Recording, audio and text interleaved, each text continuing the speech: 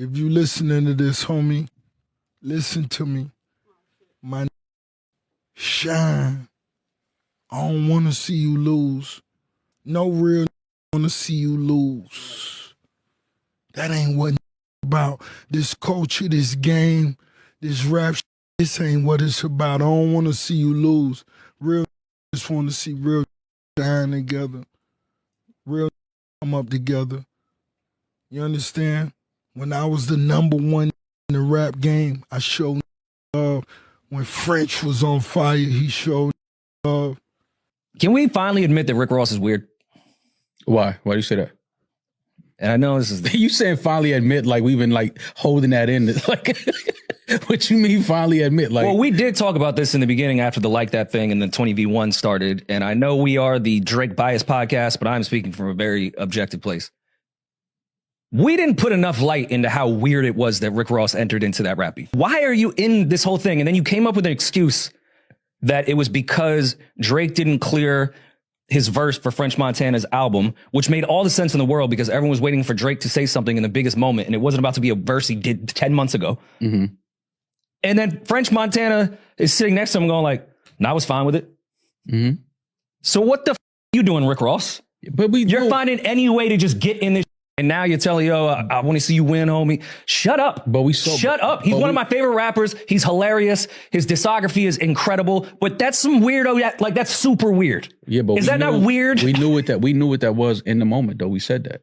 We said it was weird for him to do that. We said he was trying to capitalize at the moment. He shot a video for the song with a bunch of Bel Air around him. Like, people were trying to capitalize in the moment. Like, we knew what that was. We knew what that moment. Okay. It was a moment. No, people were trying to capitalize. Even if it's petty reasons, I understand the Metro thing and there's women involved, Weekend, there's exes involved, and maybe Drake someone's baby mother, or there's some slimy going on with women, because that's usually how things get to this point. Rick Ross said, oh, he didn't clear a verse for French, so I'm in this now. After he gave me all my number one records.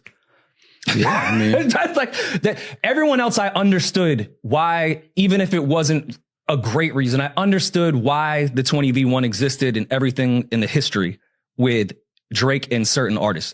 Rick Ross, who's his mans, just entered into that beef because he wanted to.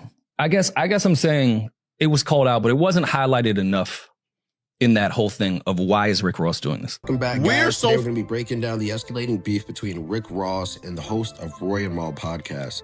Now, this dispute stems from Roy and Mal criticism of Rick Ross' involvement in the Kendrick Lamar beef. Now, if you guys remember, during the whole beef between Kendrick and Drake, let's not forget how Rick Ross was also out there as well, popping his stuff, going at Drake, calling him the white boy. Honestly, everything Rick Ross does, I never really take serious, but it is funny. Everything he does is very funny. And honestly, even the diss he dropped, in my opinion, was hilarious. But it is a good point. Ross did insert himself during the beef, and we're going to get to why, at least from Ross's point of view, he jumped in the beef. So let's talk about the origin of this beef, okay? So Roy and Mal questioned why Ross inserted himself into the beef. Now, particularly because Ross made claims there was a rift between French Montana. So allegedly, Drake and French Montana had a song, and Drake sent a cease and desist to French Montana because he didn't want French to put it out. Now, that is allegedly why Ross ended up jumping into the beef. He wanted to say, hey, look, you sent a cease and desist to French Montana, so I can't let that slide. French Montana's my guy, so you know I got to ride for him. And that was pretty much what we got. And that was pretty much what he said in the song that he dropped. Now, the host labeled Rick Ross' public comments about wanting Drake to succeed as weird and hypocritical. Now, if you guys don't know, Rick Ross did an interview before Drake dropped Iceman. Now, in the interview, he was pretty much saying that he wanted Drake to succeed. You know, he was saying that, you know, there was no bad blood between either of them. And then once the album came out, there was a bunch of disses. I mean, obviously, it's Drake, right? So yeah, we're gonna get plenty of subliminals. And it looks like Ross got some of those subliminals. So some of those subliminals on that diss track were actually aimed at Rick Ross. And the part is, once Ross heard about these diss tracks, these subliminals, Ross started firing back, okay? So Ross retaliated online using derogatory language towards Roy and Mal. In response, the podcast team brought in Zip with the Drip, a personality associated with 50 Cent who delivered a harsh personal attack against Ross, specifically referencing a former career as a correction officer.